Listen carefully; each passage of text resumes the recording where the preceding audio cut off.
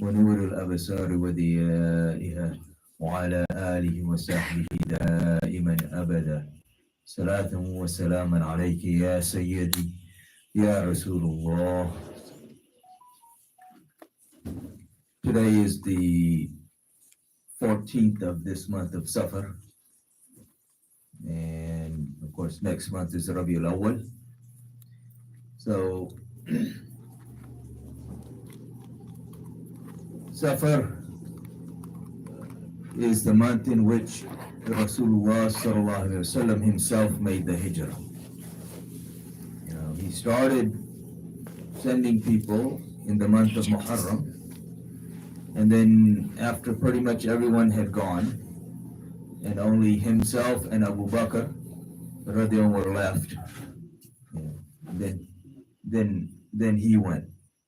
And we'll get to kind of the backdrop or the background to that. As we know, when he says backlash and propaganda against him, all this resistance against him, and their whole goal was to kill him.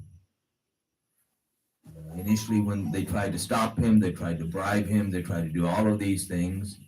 And when they realized that they weren't getting anywhere with that, then they finally decided, okay, now we need to kill him, which is why, for 3 years, they had boycotted Banu Hashim and Banu Muttalib, to basically use food and water as a weapon against them to starve them, basically telling Banu Hashim that hand him over so that we can do whatever we want with him, otherwise then face these consequences. And the uncle of Rasulullah, Hazrat Abu Talib, was under no circumstances willing to give up his nephew.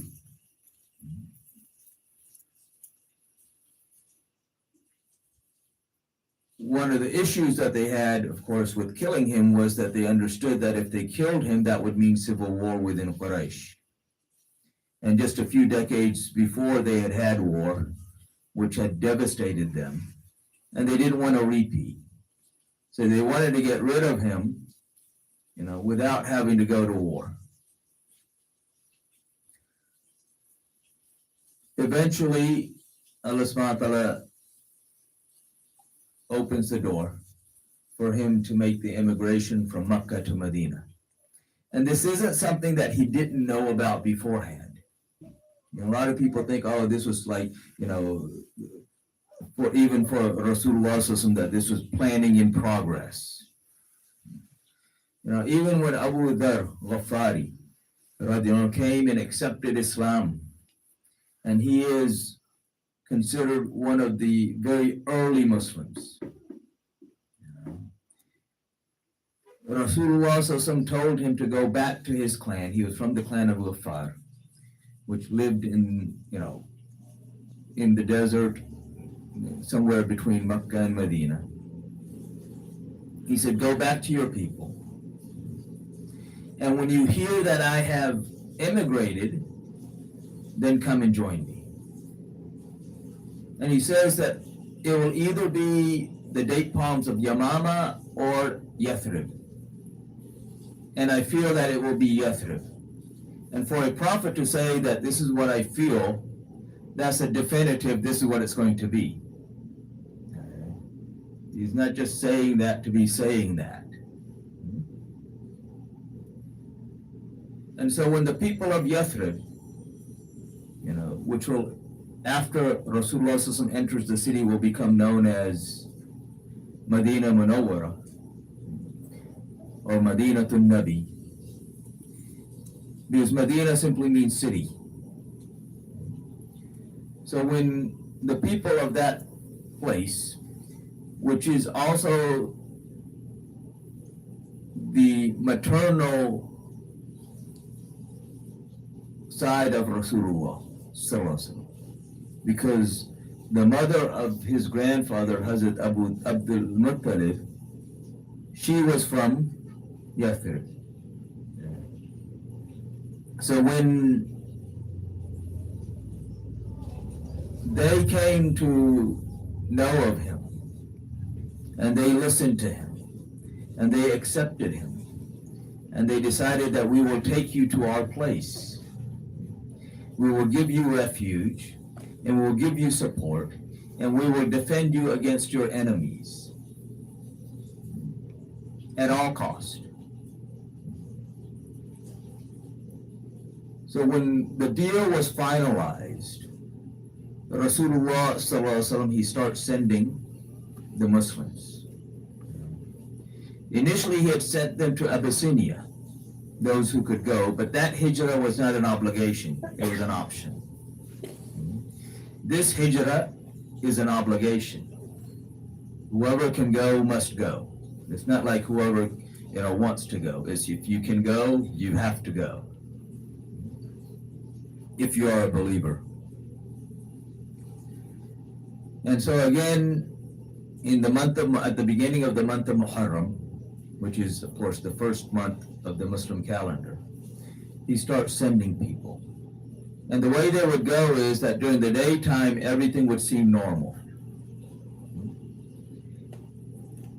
And everybody would go to bed normally, and the next morning a house was empty because these people left. Because if they had given signs that they were leaving, then Quraysh would have stopped them from leaving.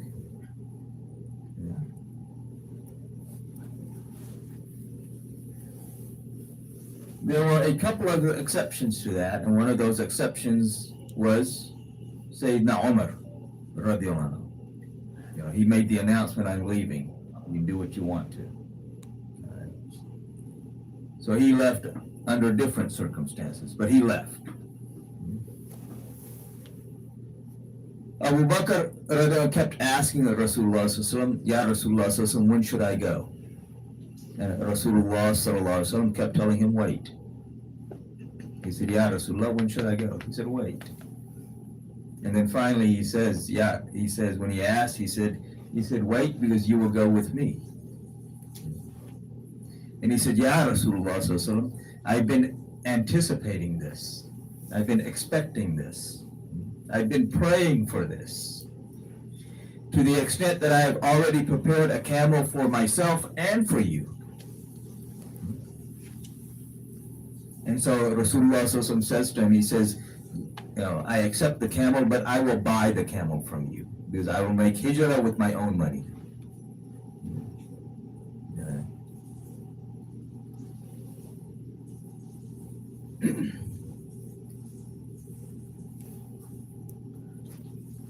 So this is the backdrop to what I want to talk about, to the point I want to come to, which is the point about the hijrah that unfortunately most of us don't know, and those of us who do know don't really look at what this means for us today.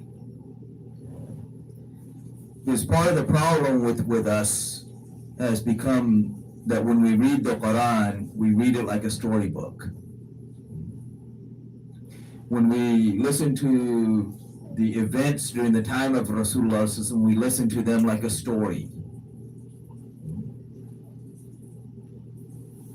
Which is interesting, because this is exactly what the kuffar of Quraysh and the mushrikeen of Quraysh used to accuse Rasulullah. They say, oh, these are just tales of the ancient. These are just stories of the ancients. And the sad thing is that this is the way we, who are supposed to be the believers, have now started looking or reading this. Those are stories of the past. No, it applies to us now. Everything in the Quran applies to us now. Everything in the life of Rasulullah applies to us now. It's not just stories of the ancients.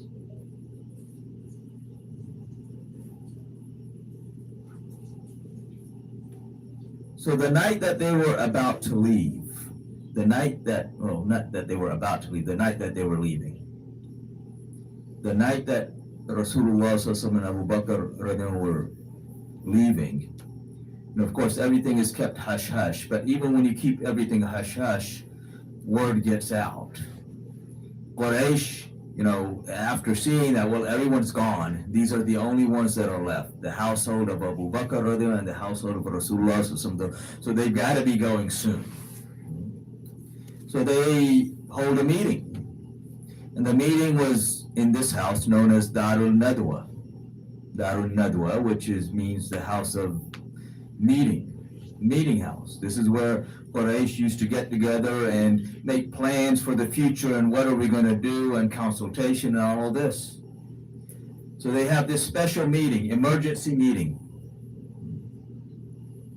All of the big shots of Quraysh are there. And the whole meeting's about what do we do now? What are our options? What can we do? We've got to stop him somehow. And so they all gather there, and just as the meeting is about to start, there's a knock on the door. And the hadith is mentioned in Musnad Ahmad, Imam Ahmad bin Hanbal's Musnad. He mentions this hadith. So there's a knock on the door. And, Abu Jahl goes and he opens the door. And this sheikh is standing there, doesn't recognize him. Clothes don't look like he's come from anywhere. Fresh clothes. Right? But they're the clothes of Najd. And Najd is Eastern Arabia. Hijaz is Western Arabia. Riyadh is the center of Najd. Modern day Riyadh is the center of Najd. Okay. So he sees this person, this sheikh, dressed in Najdi clothes. And so Abu Jahl asks him, he says, who are you? He says, I am Sheikhun Najd. I am the Sheikh of Najd. So he says, what's going on? He says, we've got this problem and we're having a meeting. He says, can I join? Of course. Come, join.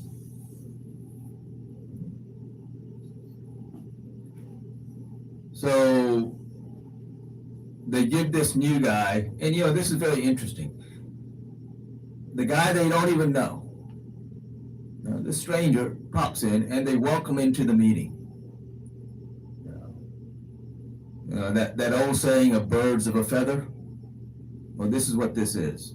And these birds, they've known each other from before they were born. Just like Rasulullah said, sometimes you meet somebody and it's as if you've known him your whole life.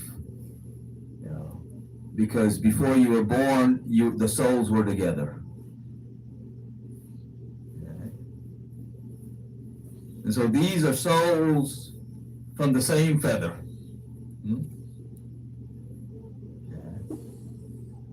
And we'll get to that point in a second. So they basically give him the rundown of what the meeting's about. We've got this person here. He says he's a prophet. He's been a thorn in our side. He's upset our way of life.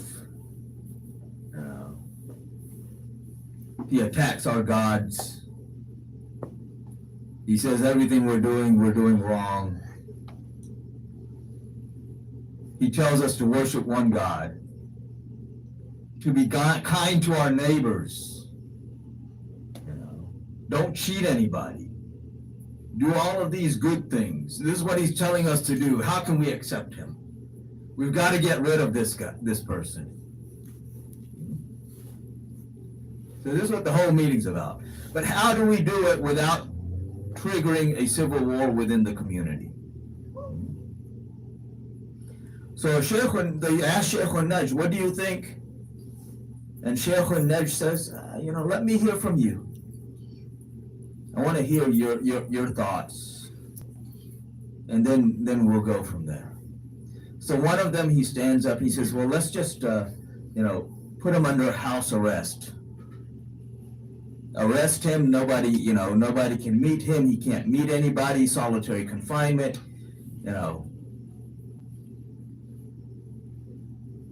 We don't have to worry, no one can ask for blood money where we haven't killed him.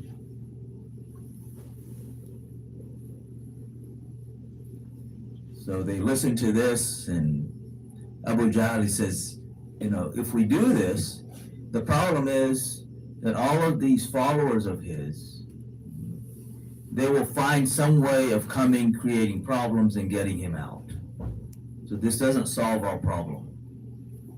And Shaykh al-Najj, he says, you're right. This isn't the way to go. So another one, he says, let's just exile him, force him into some foreign land out of Arabia. He'll be gone. He's not a thorn in our sides. He can go bother somebody else. And Abu Jahl says, but he's so, people are just so drawn to him. Modern day term would be charismatic, but that doesn't fit. When we talk about Rasulullah sallallahu alaihi wasallam, it's just that nur, that mercy that attracts people, that light. He says people are just so drawn to him. He'll get this huge following, and then he'll come and conquer us. And Shaykh al-Najj says, yeah, you're right. Exactly. You can't do that either. So then they say, well, let's kill him. And Abu Jahl says, well, that's the problem we have. How do we do that without causing a civil war? Because if we kill him, then Banu Hashim, even the ones that aren't Muslim, just out of loyalty to family, are going to want a revenge. And they won't settle for the blood money either. Because if they'd settled for the blood money, we would have taken care of that a long time ago.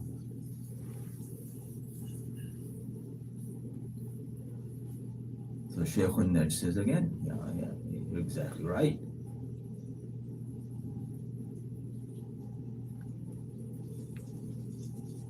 So they ask him, what do you think? So finally, after much thought and whispering here and there, then you finally, and you'll understand whispering in a second, then what spurted out is, let's kill him. But the way we kill him is we take a young person from each clan and we wait outside his door. And as soon as he starts to leave, everybody attacks him at once, so that the blood will be distributed on every clan. And there's no way but Banu Hashim can fight against all of us. And they will have to resort to accepting blood money. And as soon as Abu Jahl mentions this, Shaykh al-Najj says, this is the plan. This is the plan.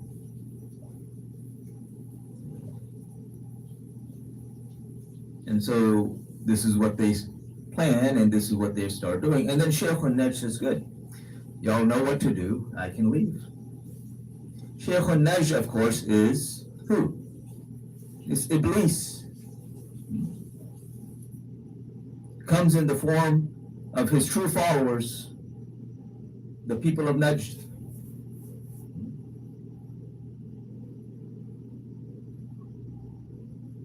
Muhammad bin Abdul Wahab al-Najdi, Abdul Aziz bin Baz al-Najdi,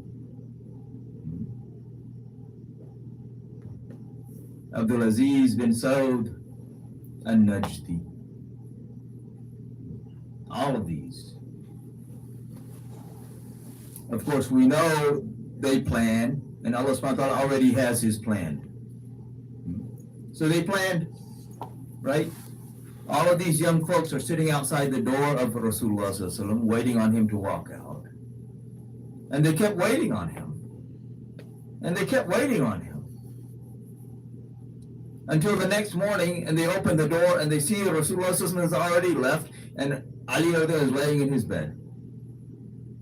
Not only were they waiting on him, they were looking inside, and they couldn't tell the difference between Ali and Rasulullah. And as Rasulullah is leaving, he takes some sand from the ground and he pours it on the heads of each one of these young folks standing outside, reciting the verse from the Quran, from Surah Yasin, وَجَعَلْنَا مِن بَيْنَ أَيْدِيهِمْ سَدًّا وَمِنْ خَلْفِهِمْ سَدًّا فَأَغْشَيْنَاهُمْ فَهُمْ لَا يُبْصِرُونَ. And Allah subhanahu wa ta'ala puts a wall or a barrier in front of them and behind them, and they cannot see.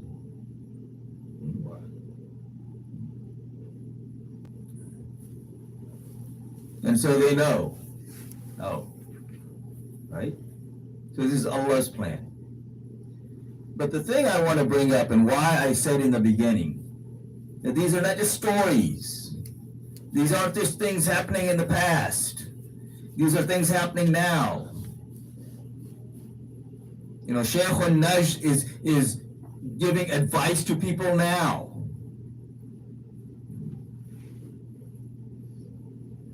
You know, people think, oh, you know, how did they come up with that plan? Well, that's how they came up with that plan. I mean, I'm talking about now, these days. The things that they do. You know, even Jack Parson, who is the founder, he's known as the founder of the modern day rocket age. He's the one who came up with the fuel, supposedly came up with the fuel that allows these rockets to get into outer space so they can put all these satellites up there to monitor us, to surveil us. How did he come up with that? He himself writes how he came up with that fuel. He says he saw Dajjal in a dream, who told him this is the formula you need to use, and when he used it, it worked.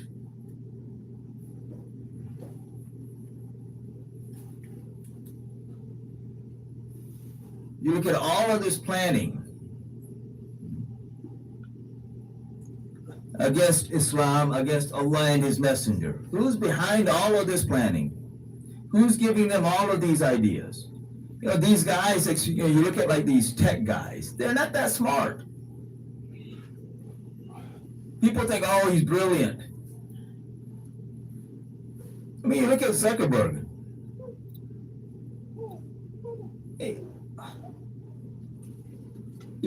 Or any of these other guys that are up there. These are all tools that they're receiving through revelation from Shaitan in order to enslave the population. And we happily become enslaved.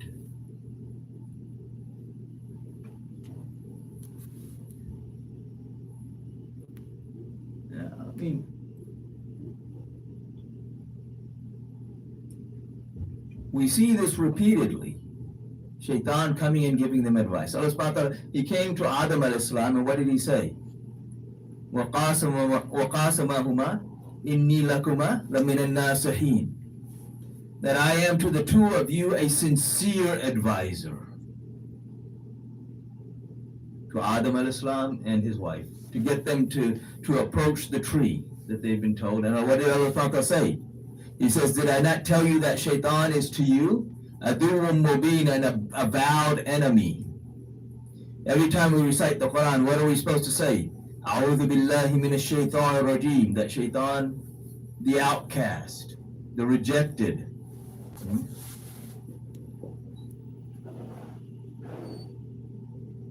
That we seek refuge from him with Allah.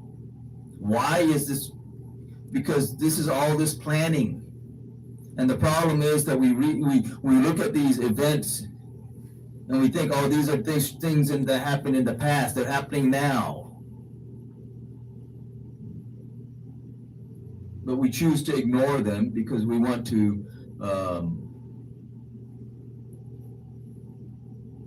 we want to do whatever we want to do. They put it that way, which doesn't benefit us. You know, we are literally buying our own destruction. Because Allah's plan is Allah's plan, and that's the plan that's going to happen. The question is, where do we fall into that? Do we choose to be on the side of Allah and His Messenger, sallallahu alaihi wasallam, or do we choose to be on the side of Shaitan and all of his followers? And you look at the way that the whole world has become enslaved.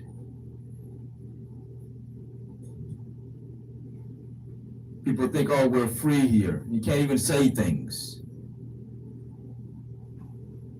Yeah, they're free. They're free to kill anybody they want to. But anyone with any decency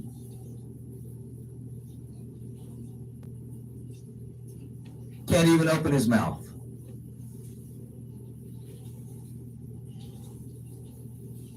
So may Allah subhanahu wa ta'ala protect us and allow us to see the tricks of Shaitan in front of us, and to save us from those tricks.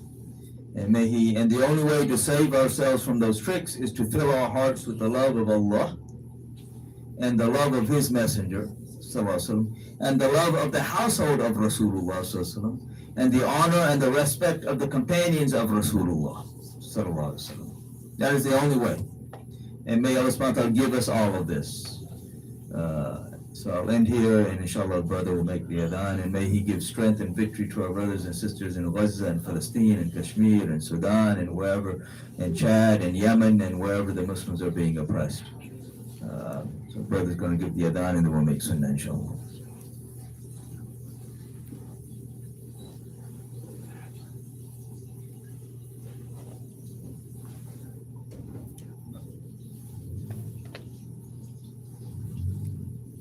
Allahu Akbar, Allahu Akbar.